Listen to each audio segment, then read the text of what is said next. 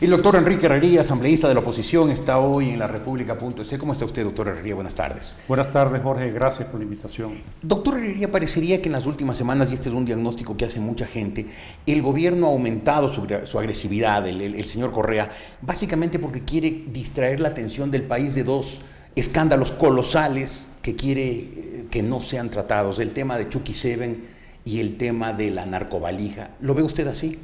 Sí, así es, Jorge.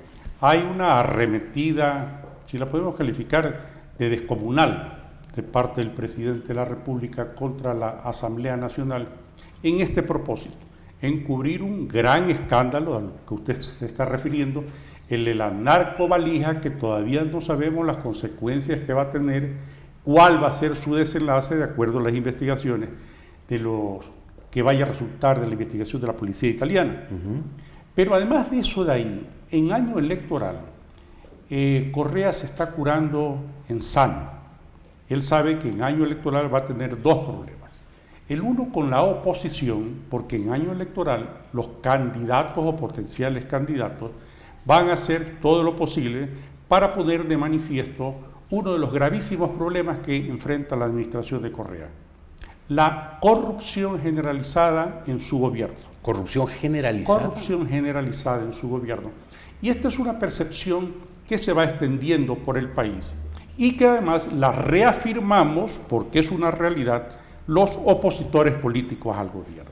En consecuencia, tienen que intentar desprestigiar la Asamblea, que es el núcleo desde el cual se originan todos estos procesos de fiscalización.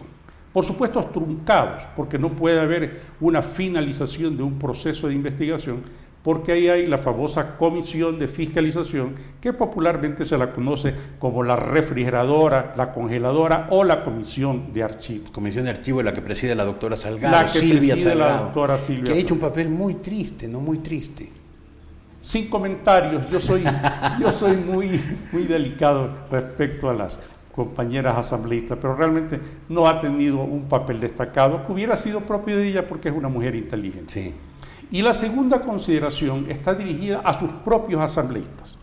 En año electoral, como ha visto que no le han sido todos los funcionales que él esperaba, particularmente en las últimas semanas, en la aspiración de sacar adelante este proyecto de ley de comunicación, que cerraba este círculo perverso de totalitarismo, porque iba a tener una prensa amordazada. Ya de por sí. Más de lo que ya está. Usted es un periodista de años de experiencia y conoce que hay medios de comunicación en los que ya se produce la autocensura. Y tengo que decirlo con mucha pena, algunos de los cuales yo alguna vez he trabajado y los veo temerosos, ¿no? Pero le quiero hacer una reflexión que me parece necesaria. Yo tengo un enorme respeto, aquí en Quito particularmente, por los medios de comunicación de radio. Ese trabajo extraordinario que hace Gonzalo Rosero, el que hace Diego Kendo, el que hace Miguel Rivadeneira, Radio Democracia, el que hace Carmen Andrade, bueno, exacto. Los radiodifusores en general Radio Quito, de la Radio ciudad Visión. de Quito tienen una actitud de una altivez que se la va a recompensar la historia.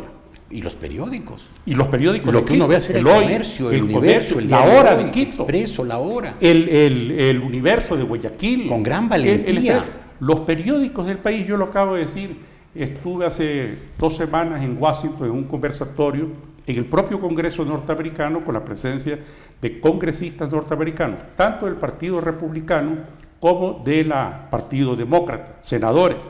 Estuvo también en este conversatorio un hombre del prestigio internacional, de la sapiencia, de Osvaldo Hurtado, cuya expresión, su diagnóstico, su descripción de lo que ocurría en el Ecuador dentro de este proyecto, de estas supuestas democracias plebiscitarias, realmente alarmó a toda la prensa que se encontraba en el Congreso norteamericano. Bueno, pero lo que quería decir es de que la prensa ecuatoriana está dando una demostración de dignidad, para no decirlo de heroísmo, frente a una arremetida como nunca se ha visto en el Ecuador, ni siquiera en las dictaduras militares, ni siquiera, donde había algún recato, algún respeto, se sentía pudor por parte de los dictadores para no ofender a la prensa independiente. Bueno, ahora ocurre todo lo contrario. Pero permítame retomar, doctor Herrería, lo que usted decía. decía que el señor Correa tiene que preocuparse de sus propios asambleístas porque propio. no le han sido suficientemente obsecuentes, lo cual significa qué o lleva a qué. Los asambleístas del partido de gobierno, lamentablemente, porque ahí hay gente inteligente, van a pagar las consecuencias de su sometimiento a Correa. Frente a la colectividad, no se han prestigiado precisamente por no haber sido independientes con respecto del Ejecutivo, cuál era su obligación y deber constitucional. Y como no tienen el debido prestigio por culpa de Correa, Correa va a justificar, va a decir, no es por culpa mía, ustedes no tienen los merecimientos frente a la colectividad, por lo tanto no los voy a poner en la lista. Y para adicionar perversamente toda esta argumentación que les va a hacer, que va a ser, por cierto, en privado y posiblemente pública, dice ahora hay que liquidarlos definitivamente. Los voy a desprestigiar tanto frente a la colectividad que voy a comenzar por no pagarles el sueldo. Y cuando ya les reconozco el pago de la remuneración atrasada, se los voy a poner en los rangos de subsecretarios. Es decir, ya no tienen ni siquiera la jerarquía de ministros de Estado, sino están en un rol inferior a la de los ministros de Estado. Si no se aclara suficientemente bien esto ante la colectividad, si la ciudadanía no percibe la perversidad implícita de todas estas actuaciones del presidente de la República, posiblemente se desprestigia la Asamblea, pero particularmente los asambleístas de gobierno. ¿Y eso significa que la mayor parte de los asambleístas del partido de gobierno no irán no los pondrá el señor Correa para la reelección? No, ya hay incluso un listado que circula, no se puede afirmar de que es cierto, pero que es un grupo insignificante de asambleístas de Alianza País, a quien todavía el presidente los está considerando para la posibilidad de ponerlo a la lista. Podría ser que por el prestigio, del desprestigio que está empeñado Correa en causar la Asamblea, incluso de ese reducido grupo desaparezcan todos. Ahora, usted empezó diciendo, tiene que preocuparse la oposición. Le pregunto, ¿tiene que preocuparse? Porque la oposición se lo ve falta de ideas, desunida, sin propuestas. Se ve una oposición endeble, raquítica, despistada. Sí, han habido opositores o habemos opositores, pero no se ha podido crear esta oposición articulada, coherente. ¿Por culpa de quién? Propositiva, por culpa de nosotros mismos, yo lo debo reconocer.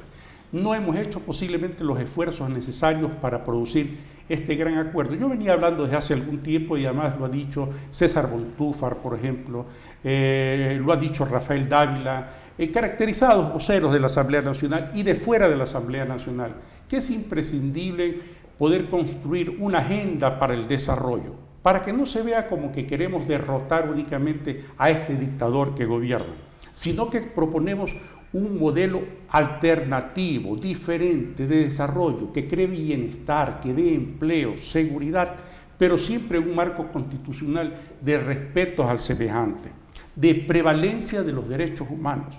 Y eso de ahí no hemos sido lo suficientemente ágiles en trabajar y las consecuencias las estamos pagando. Pero creo que tenemos posibilidad de revertir esa lentitud con los próximos días y semanas. ¿Hay tiempo y sobre todo hay voluntad de hacerlo? Creo que sí. Se continúan las conversaciones, creo de que se están posicionando algunos actores políticos importantes, tal es el caso. Veo con simpatía la decisión aparentemente de ser candidato presidencial de Guillermo Lasso. Ojalá que pueda articular este proyecto, esta agenda, un plan de gobierno atractivo para los ecuatorianos en el que puedan converger muchas personas. ¿Usted pensaría en apoyar la candidatura de Lasso? Yo pensaría en apoyar. Lasso es un tipo que emerge de unos sectores de clase media con gran esfuerzo. Él se ha creado por sí mismo en la vida profesional, ha tenido ejecutorias en la vida privada muy exitosas, exitosas como el que más. En la vida pública también ha tenido una actuación destacada, sin mácula. Por lo tanto, creo que podría generar una expectativa nacional Guillermo Lasso. ¿Es la única candidatura de oposición o precandidatura de oposición que usted ve viable? Por lo menos la veo con opciones. ¿Opciones de ganar la elección? Con opciones de ganarle a Rafael Correa. El problema no es ganarle a Correa, es ganarle a Correa y a todo su gigantesco aparato de propaganda. Ahí viene la necesidad que tiene Guillermo Lasso de tender puentes con no solamente políticos, sino con amplios sectores ciudadanos en el país, porque se requiere no solamente conseguir el respaldo popular a nivel de la papeleta electoral que sea depositada en favor de él y de los grupos que lo apoyen, sino de manera particular crear una gran movilidad ciudadana para hacer respetar la voluntad popular, porque teniendo un Consejo Nacional Electoral absolutamente dependiente, sometido, subordinado a órdenes de Rafael Correa, van a intentar por todos los medios posibles burlar la voluntad popular. Y para eso se necesita no solamente un buen candidato, un partido político, sino una gran movilización de todos los ecuatorianos para defender esta voluntad que se va a expresar el día de las elecciones. Ahora, para que sea posible una victoria de Guillermo Lasso, ¿no cree usted que sería indispensable que Lucio Gutiérrez, por ejemplo, Álvaro Noboa, otros precandidatos que parece que están ahí inquietos, declinen su candidatura y se unan a Lasso? ¿O puede él ser candidato en medio de un tumulto y aún así llegar a una segunda vuelta? Yo acabo de ver unos ensayos respecto de potenciales resultados electorales. Y el mejor posicionado en las expectativas de ser un contendor más seguro de triunfo en relación a los otros es Lasso. ¿Más que Gutiérrez? Más que Gutiérrez. O sea, Gutiérrez tiene una base fuerte, pero entiendo que tiene un techo bajo. Gutiérrez es un gran trabajador político. Tiene el mérito de reconocer que cuando fue presidente cometió errores, lo cual ya en él significa que hay que reconocer a una persona mejor, claro, para decirlo a un político superior que aprendió de sus errores.